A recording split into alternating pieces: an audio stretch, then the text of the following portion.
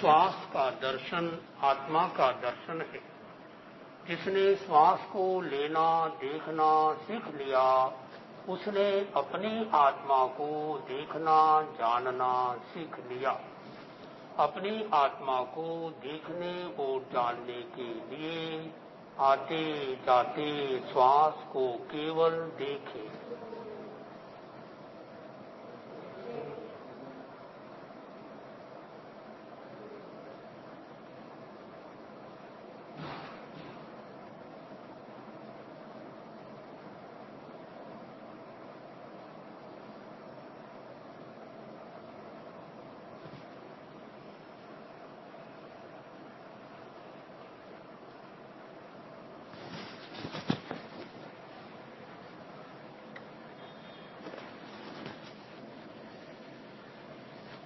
तीन लंबे श्वास के साथ ध्यान का प्रयोग संपन्न करें। एक भजन के साथ आज का कार्यक्रम प्रारंभ किया जा रहा है। जीवन में शांति न जो लाता, जीवन में शांति न जो लाता, वह धर्म नहीं बस धोखा है। वह धर्म नहीं बस धोखा है। जीवन में क्रांति न जो लाता, जीवन में क्रांति न जो लाता, वह धर्म नहीं बस धोखा है। वह धर्म नहीं बस धोखा है। मंजिल की आशा से राही पथ पर जब चलता जाता, जो मार्ग न मंजिल को पाता, जो मार्ग न मंजिल को पाता, वह मार्ग नहीं बस धोखा है। वह मार्ग नहीं बस धोखा है। जीवन में शांति न जो लाता, जीवन में शांति न जो लाता, वह धर्म नहीं बस धोखा है। लाखों की पूंजी लगा करके है कारोबार किया भारी, जो मूल रकम को खा जाता, जो मूल रकम को खा जाता, वह प्यार नहीं वह धोखा है। यह पार नहीं बस धोखा है।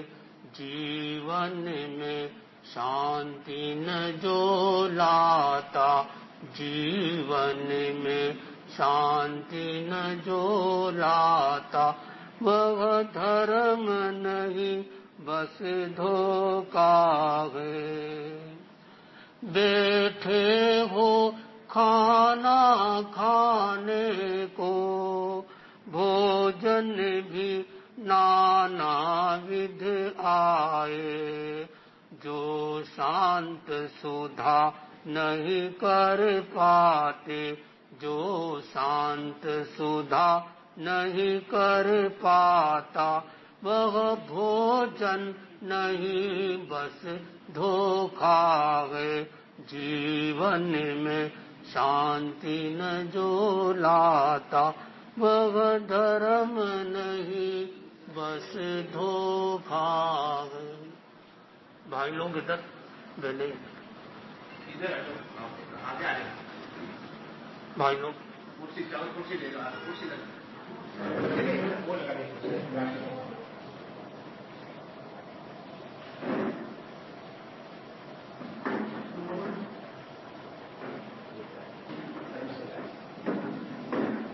और कुर्सी पड़ी, इसका उपयोग कर सकते।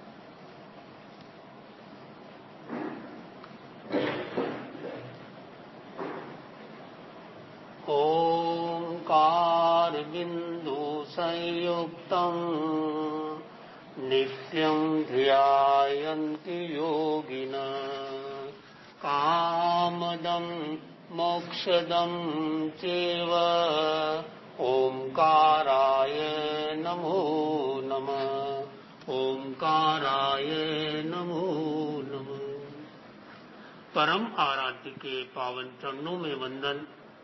अति विराजित शासन श्री मुनि श्री सुरेश कुमार जी स्वामी हन्नावा, उनके परम सहयोगी संत मुनि श्री संबोध कुमार जी स्वामी मेधांश, धर्म प्रेमी भाइयों और बहनों, आज का विषय है सुख का साथी कौन। कहा जाता है सुख के सब साथी, दुख में न कोई, मेरे राम एक साचा, दूजा न कोई। बड़ा सुंदर भजन, और यह भजन नहीं, जीवन की सच्चाई है। प्रश्न पूछा गया, हर आदमी साथी की तलाश करता है और हर व्यक्ति की अपनी अलग अलग दृष्टि होती है। एक आदमी से पूछा, तुम्हारा सुख का साथी कौन है? बोले मेरे जीवन साथी, मेरे घर वाली मेरा सुख का साथी है। एक बच्चे से पूछा गया, तुम्हारा सुख का साथी कौन है? बोले मोबाइल मिल गया, सब कुछ मिल गया। मोबाइल नहीं है, नींद भी नहीं आती है। आदमी अपने आप को अकेला समझता है अगर मोबाइल नहीं है तो। संत से पूछा, आपका सुख का साथी कौन? बोले मेरे भगत अगर आ जाए तो बस आज का दिन सफल हो गया। भक्त से पूछा गया, आपका सुख का साथी कौन? बोले मेरे सुख का साथी संत है। संत है तो सब कुछ है, और जीवन में संत नहीं तो कुछ भी नहीं। जीवन में शांति है और शांति नहीं है तो कुछ भी नहीं। आपके पास मानो सब कुछ है, लेकिन अगर शांति नहीं है कुछ भी नहीं। और आपके पास मानो कुछ भी नहीं है और शांति है तो सब कुछ है। हम संत को देखिए, हमारे पास एक फूटी कोड़ी भी नहीं, लेकिन हम सुखी है क्योंकि हम शांत है। और संत की परिभाषा हमारे आचार्य श्री महासमन जी, ये 13-15 सम के 11वें आचार्य है, वो फरमाते हैं संत कौन? जो शांत है वो संत है। संत बन गए और शांत नहीं, संतता में कमी है। और इस परिभाषा के आधार पर यदि आप लोग ग्रस्त हो लेकिन शांत हो तो उस अनुसार आप भी संत हो। कितने अक्षर संत में? 3 अक्षर है। संत, स यानी समता, न यानी नम्रता, त यानी तपस्या। ये क्वालिटी जिस व्यक्ति में होती है वो शांत है, वो संतुष्ट है। भारतीय संस्कृति में कहा गया, शांतम तुष्टम पवित्रम च सानंदमिति तत्वतः जीवनम प्राहु भारतीय सुसंस्कृतो। भारतीय संस्कृति में उस जीवन को प्रशस्त अच्छा जीवन माना गया जिस जीवन में 4 तत्व हो।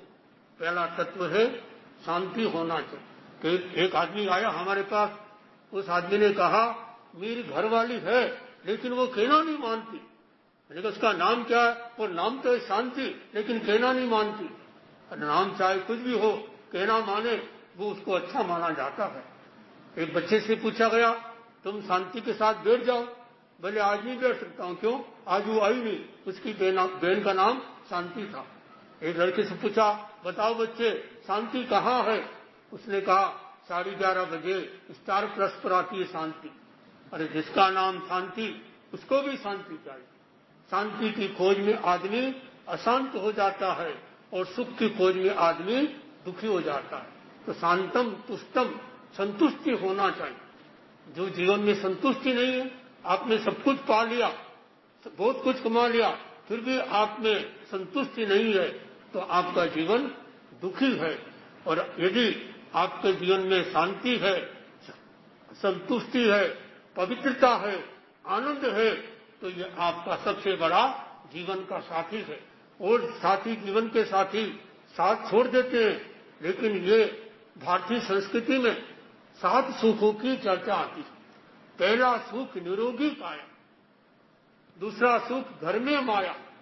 पहला सुख कौन सा? निरोगी काया, healthy body, sound mind in A sound body. स्वस्थ शरीर में स्वस्थ मन का निवास होता है और स्वस्थ मन से स्वस्थ तन का निर्माण होता है। शरीर भी स्वस्थ होना चाहिए तो मन भी स्वस्थ होना चाहिए। कई बार देखा गया व्यक्ति का शरीर तो स्वस्थ है, शरीर में कोई बीमारी नहीं, लेकिन मन में बहुत सारी बीमारी, याद नहीं रहता है, टेंशन रहता है, चिंता रहती है। मन भी सही है लेकिन भाव सही नहीं है, चिंता रहती है, डिप्रेशन रहता है, फ्रस्ट्रेशन रहता है, कुंठा रहती है, भय रहता है, बहुत तरह की समस्या रहती है, गुस्सा आ जाता है, ये भी बीमारी है। कई तरह की बीमारी होती है। तो कहा गया पहला सुख निरोगी काया। आज देखिए वर्तमान में आज का युग बीमारी का युग कहना चाहिए। इस 5वें आरे में कई ऐसी बीमारियां जो कभी 4थे आरे में थी नहीं। 5वें आरे में बीमारियां कितनी तरह, आए दिन नई नई बीमारियां होती जा रही है। और अगर इन बीमारियों पर कंट्रोल नहीं किया गया तो हमारे आचार्य श्री महाप्रज्ञ जी फरमाते हैं एक दिन ये संसार, सारा संसार अस्पतालों का संसार होगा। मैंने देखा अमेरिका में पागल खाने छोटे पड़ रहे हैं, हिंदुस्तान में जैसे जेल छोटी पड़ रही है, जैसे हमारे ठेले छोटे पड़ जाते। कितना भी थैला लाओ, बड़े से बड़ा थैला लाओ, लेकिन वो थैला छोटा पड़ जाता है, उसमें सारा आता नहीं। तो हिंदुस्तान में जेल छोटी पड़ी जा रही है और अमेरिका में पागल खाने छोटे पड़ रहे हैं। मुझे अमेरिका जाने का मौका मिला। आप दिलीप जी भी बहुत विदेश की यात्रा करते हैं। कल ही पता चला कि संत पधारे हैं, हमारे घर में विराजे। तो प्रोग्राम चेंज करके इनको आज आना था चाइना से, कल चाइना से आ गए। पहले 15 को आना थे, फिर 14 का प्रोग्राम बनाया और आज ही आ गए। तो ये बहुत बड़ी बात। तो जिनको रुचि होती है वो व्यक्ति चाइना से आ जाता है, और जिनको रुचि नहीं होगी वो पड़ोस से भी नहीं आ सकता। रुचि की बात। तो यह व्यक्ति अपने जीवन में इस तरह से ऐसा तत्व को लाए तो हमारे जीवन में सुख, यानी हमारा शरीर स्वस्थ रहना चाहिए। तो ये बीमारियां बढ़ती जा रही है। तो मैं कह रहा था आपको छोटे पड़ते हैं, जेल छोड़, तो मैं अमेरिका जाने का मौका मिला और वहां के लोगों ने बताया यहाँ का पागल खाना देखने लायक है। मैंने कहा क्या विशेषता? वो देखने से पता चलेगा। और मैं गया वहां पर और वहां के नियम इतना अच्छा लगा कि आपको भर्ती होने की इच्छा हो जाए। किसमें? पागल खाने। इतना अच्छा नियम। ये देखा जब पहला पागल बोलता है तो दूसरा पागल चुप रहता है, फिर दूसरा पागल बोलता है तो पहला पागल चुप रहता है। तो पागल भी एक साथ नहीं बोलते। हम तो समझदार है ना। तो भगवान महावीर स्वामी ने बहुत पहले ही कहा था भास मानस संतरम। मैंने कितने सारे देशों की यात्रा की और ये देखा, सीखा कि जब कोई भी व्यक्ति बात करते हो, चाहे वो सामान्य व्यक्ति बात कर रहा हो, बीच में नहीं बोलना। उनकी बात पूरी हो जाए फिर अपनी बात को रखो, या कोई जरूरी अर्जेंट हो सॉरी बोलकर अपनी बात को रखा जा सकता। यानी किसी की बात को, अमेरिका में चलता है, किसी की बात को काटने से भी अधिक खतरनाक है किसी का गला काटने से भी अधिक खतरनाक है किसी की बात को काटना। किसी की बात को कभी भी नहीं काटना, उसकी बात तो पूरी सुने, वो क्या कहना चाहता है। हम बात पूरी सुनते नहीं, बात को काट देते हैं और यहां से अशांति पैदा होती। यदि आप घर में शांति चाहते हैं, मन में शांति चाहते हैं, घर में परिवार में सब तरह के लोग होते हैं, तो उनकी बात को शांति से बड़े प्रेम से सुना जाए। मैंने देखा हमारे गुरुदेव आचार्य श्री महासमन जी मानो प्रतिक्रमण भी कर रहे हैं, लेकिन कोई छोटा बच्चा आ गया, कुछ कहना चाहता है, प्रतिक्रमण रोका, उसकी बात को सुन ले। जवाब तो देना नहीं, सुन तो सकते हैं। बोलने वालों को क्या लगता है, देखो कितनी बड़ी बात है, मेरी बात को सुना। आज कई लोग, बड़े उम्र के लोग रो रहे हैं, इस बात के लिए रो रहे हैं कि अपने इतनी मेहनत से लाल पाड़ करके कितना पैसा कमाकर बच्चों को बड़ा किया था और आज बच्चा मेरी बात सुनता ही, तो उसको बड़ा दुख होता। माँ बाप की आंखों में असली आंसू 2 बार आते हैं। पहला आंसू कब आता है? जब लड़की घर छोड़ती है, और दूसरा जब लड़का मुंह मोड़ता है। यदि आपने अपने बच्चों को ज्यादा पढ़ाया और वो बच्चा ज्यादा पढ़ा गया नहीं, वो बच्चा आपके हाथ से गया, वो बच्चा आपका नहीं रहा। माँ बाप को बच्चे होने का सुख है, बच्चों से सुख नहीं। कई बार पूछते तुम्हारा कितने लड़के? मेरे 3 लड़के हैं। कहाँ है? एक कलकत्ता में, एक बम्बई में, एक चेन्नई में, और तुम्हारे पास पानी पिलाना कोई लड़का नहीं, तो क्या हुआ? तो ये मनुष्य के जीवन का सच्चाई यह है कि हमें पहला सुख निरोगी काया, इस पर ध्यान देना चाहिए। दूसरा सुख घर में माया, गृहस्थी है, माया भी जरूरी है। हमारी एक बहन का नाम माया, यहाँ पे जो काम करती है, माया भी जरूरी है।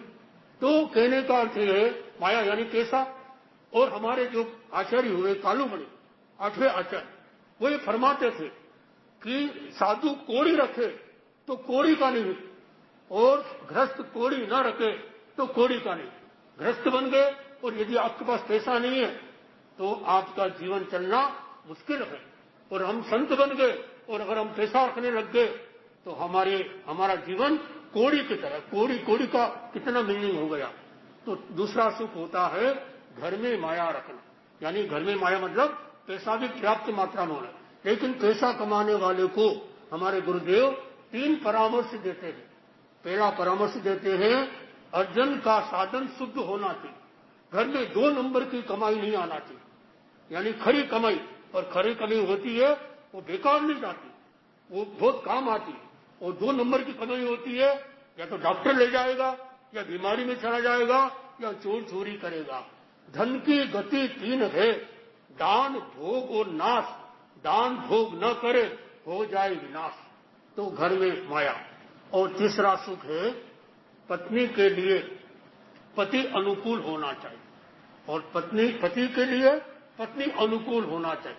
दोनों अनुकूल हो तो जीवन अच्छा चलता है। जीवन की गाड़ी 2 पहिए वाली, घर को चलाए घर वाली। तो तीसरा सुख हो गया ये पुत्र। चौथा सुख पुत्र आज्ञाकारी। आपका पुत्र है और आपकी आज्ञा में है तो आपका पुत्र है, आपका लड़का है और आपका कहना नहीं माने।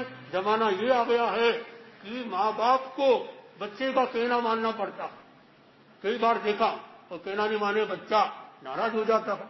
तो ये जमाना बदल गया है। पहले चांदी के सिक्के चलते थे, अब चले कागजिया नोट। जमाना बदल गया। पहले खादी के कपड़े चलते थे, अब पहने रेशम का सूट। जमाना बदल गया। पहले बेटा बाप से पढ़ता था, अब पढ़े इंटरनेट। जमाना बदल गया। पहले बहू सास से डरती थी, अब डरे सासू जी आप। जमाना बदल गया। पहले खाने को घर में जाते थे, अब चले होटल की ओर। जमाना बदल गया। तो चौथा सूत्र बताया गया। चौथा सुख पुत्र आज्ञाकारी। 5वां सुख सुंदर वासा। जैसे यहाँ आ जाए तो सुंदर हो जाए, यहाँ आकर की दिक्कत नहीं रही।